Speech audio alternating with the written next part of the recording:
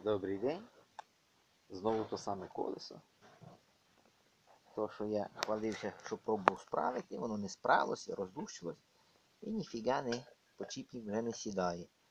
А я ж розмріявся зробити коляску до свого Альфа Мустанга. От якось треба проточити посадочне місце під почіпник. Як його розточити, не знаю, попробую. Дерево я оцим сверликом отаким нема показати. Оп!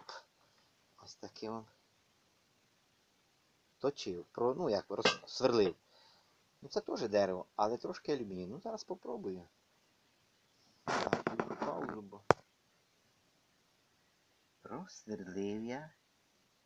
Не кругом рівномірно, але майже по центру. А на коляску, я думаю, стане. Зараз вже замість розпорної втулки той дуб просверлю на 12, щоб оська влазила.